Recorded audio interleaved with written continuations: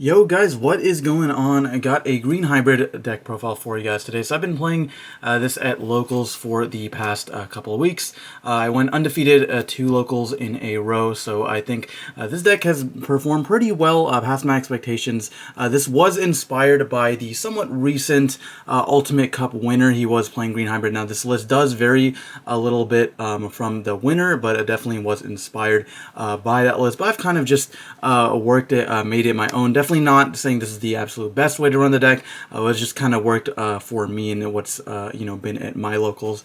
So anyways, let's go ahead and get into it. So of course for the Digi Eggs, just playing the lineup of 4 Gummymon and 1 Pinamon here. So Gummymon I think has performed really well. It's done so much for the deck. This effect is once per turn when an opponent's Digimon becomes suspended during your turn, of course, trigger draw 1. So this works really well with all of your suspending effects, such as Metal Kabuterimon, Rapidmon, even your options like Samadhi Santi. This just lets you get the extra draws because you definitely need the consistency in the deck. That's probably the deck's biggest issue.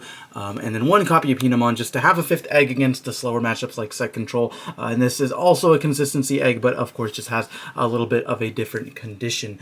So that's going to do it for the Digi Egg. So let's talk about the level 3 Digimon. So since this is Rapidmon focused, of course going to be playing a lot of Terriermons, so 4 copies of the Memory Gain, or I guess Floodgate Terriermon, and then 4 copies of the EX2 Digital Hazard Terriermon. So of course this one needs no introduction. We know how powerful the Floodgate Digimon are in the format, especially against decks like Imperial versus stuff like Hammer Spark, Ice Wall, and then of course being able to prevent your opponent from getting the extra memory off of things like the Memory Boost. There was a game against Yellow Hybrid where I just hard played this in past turn. He had the reinforcing Memory Boost, so in order to get rid of this, he had to like attack with one of his Digimon, suspend 2 TK Karis, and then because they were suspended, he couldn't game me off of hybrids that turn. So it was really clutch. This guy just, of course, Bleeding in Floodgate is just really good. Now, this Terriermon is a very welcome addition to the deck. Its main effect during your turn is once per turn. When you play a green tamer, you get to gain a memory. So that effectively reduces the cost, or basically makes like each of your green tamers 1 cost less. So making JP a 2 cost, making Mimi a 3 cost, making the 2-drop starter deck Izzy a 1 cost tamer is just absolutely crazy. I'm absolutely a huge fan of this card. Definitely would never play less than 4 of this Terriermon. It's just so much value, especially early game when you want to choke your opponent as much as possible, because that is kind of the goal of this deck. This deck is very memory efficient, and you want to play to that strength. You want to do things for a very little memory cost, hence that why this is good, hence why JP is really good, because you get to digivolve your hybrids for effectively a 1 cost, go up into a Rhino for 1, and then blitz over something with something like the Ancient Beetlemon play, which is really powerful. So this Terriermon really good. And then of course the inherited effect, where if the opponent's Digimon is suspended, get plus 2,000 for the turn, does come up quite a bit. Of course pairs really well with Rapidmon. Even it effectively makes it so that, like, because you're not playing Cody, you can't out things that are like 12k or higher, but because of this you can put your Rapid to 8k, and then if they're 13k or lower you can at least crash with them. So it's really good for that. And then for the last 2 rookies, just playing 2 copies of Betamon. I just wanted some other consistency rookie to play, and this one has the on-play effect of reveal the top 3 cards of your deck, add either a green level for Digimon or a green tamer amongst those cards. So it's effectively like your Strabimon slash Flamemon of the deck, albeit like not as powerful as either of those, and it's not a hybrid, so definitely not quite as good, but still definitely noteworthy and still enough to play. There were a lot of times where you're trying to dig for hybrids to close out the games, and this helps you get to that. Or if you're lacking a tamer, maybe if you're breaking on the hybrids, this helps you fix that as well. Or just getting an extra draw, having 10 rookies is nice as well. So that's it for the green level 3s. And then of course you already know who it is, the main man himself. 4 copies of Brokomon, the absolute best card in every single hybrid deck. I personally would never play less than 4 of this card in most hybrid decks. I think yellow and blue, yellow is a little bit different, even if personally in blue I would play this card, but especially in this deck where you really need the consistency. Blue can get away with it because that deck is just inherently consistent with things like Davis and all the ways to draw in that deck. But this deck absolutely needs the consistency. Bokomon being a +2 on play is really good. You want to see him opening hand every single time. He's just really, really good. And then, of course, the interaction with like Beetlemon or JP, being able to evolve for 1 and then gaining 2 memory is crazy because you effectively go +1 memory off of that. So that's it for the level 3s.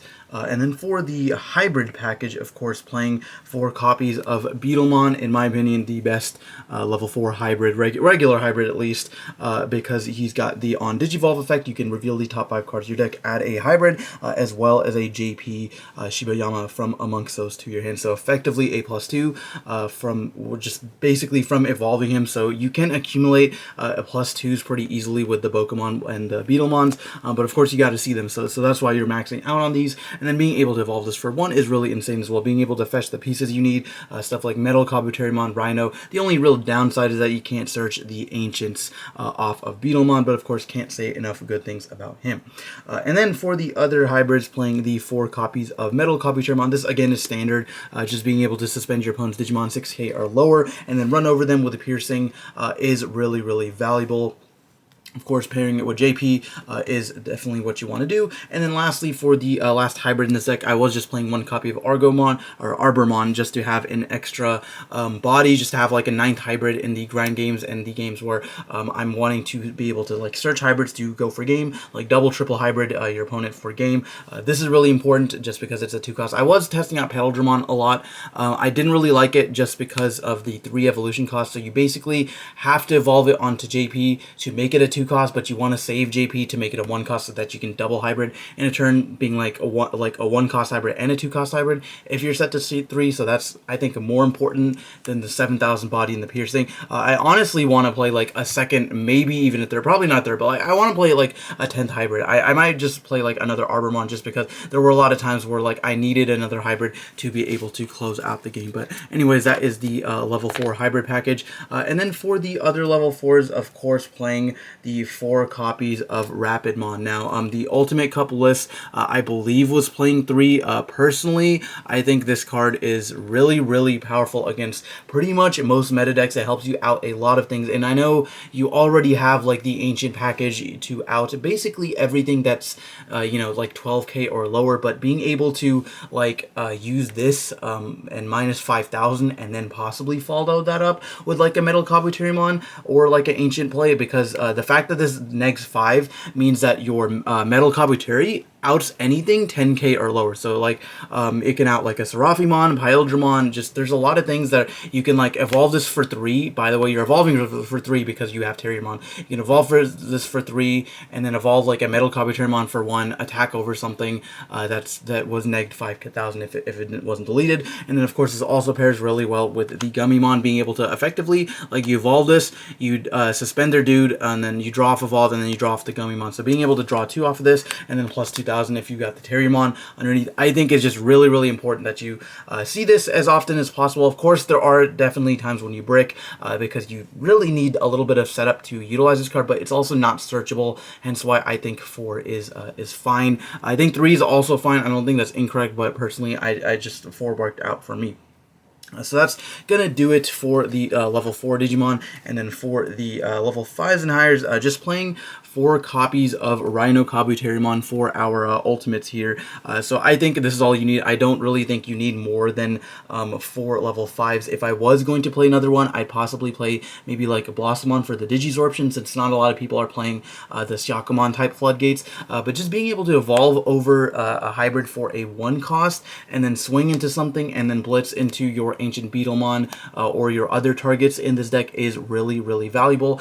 This is also searchable off of both Beetlemon as well as Bokomon. So I found most games throughout testing and throughout playing this at locals that I didn't really miss like I didn't really find myself wanting another level 5. I thought this was sufficient. The fact that it's searchable, the fact that it's a hybrid is more than enough for me. And the fact that it's a 1 cost, like I said, you're trying to be memory efficient. You're trying to basically in one turn, like, evolve a Beetlemon for 1, evolve this for 1, swing Blitz into an Ancient, check 2, etc. So you're really just trying to be as efficient as possible, hence why I think that is sufficient. And then for the Ancients, for the level 6s, I'm only playing the 3 copies of Ancient Beetlemon, and I'm actually playing 2 copies of Ancient Troy. So I think for some reason, just throughout testing and throughout playing this deck, I draw the Ancients so much. And I know 5 is like somewhat high count. Most lists play 6.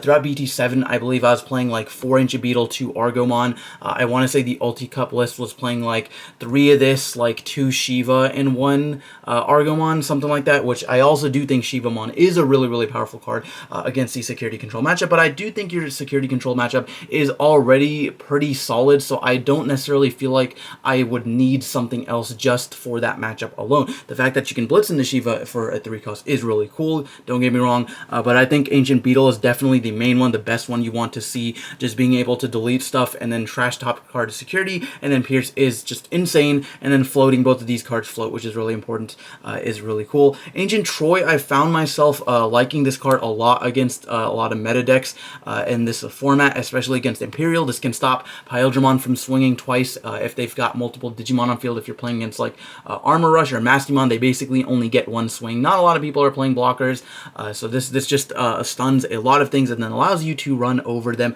the following turns, because there's not really a lot of answers to 13,000 Digimon that can suspend 2 things when they attack, and that floats into a hybrid after it dies. So that just, Ancient Troy, Ancient Beetle, can't say enough good things about those.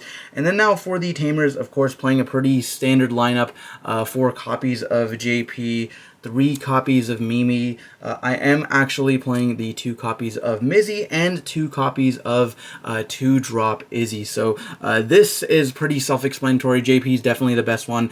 Gives your Digimon piercing, makes your hybrids evolve for 1 instead. So really, really broken, searchable off Beetlemon, etc.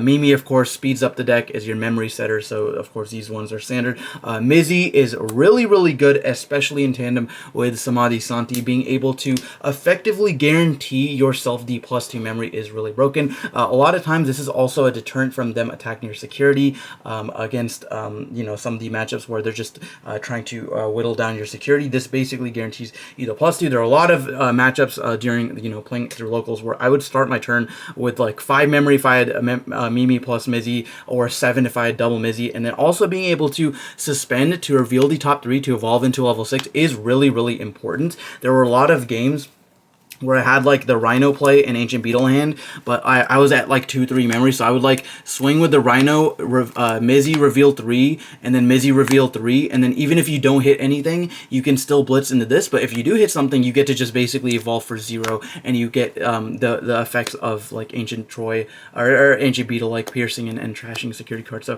there were a lot of times where that effect was actually really, really clutch, and then this is broken because it's just a really, really cheap tamer, and then being able to gain memory off suspension is awesome, of course. And then now, lastly, for the option cards, just playing 2 copies of Samadhi Santi and 1 green memory boost. Not actually playing Thunder Laser in this list. I think I prefer this a little bit in this format, just because it's got the security effect. It definitely saves you game, being able to suspend tamers as well, and then freezing your opponent's Digimon to work with the Mizzy. But guys, that is going to be the deck profile. Let me know what you think down in the comments of Green Hybrid. Are you a big fan of pure green, or do you miss the Christmas list from BT7? Go ahead, let me know. But anyways, thanks for watching, and we'll see you next time.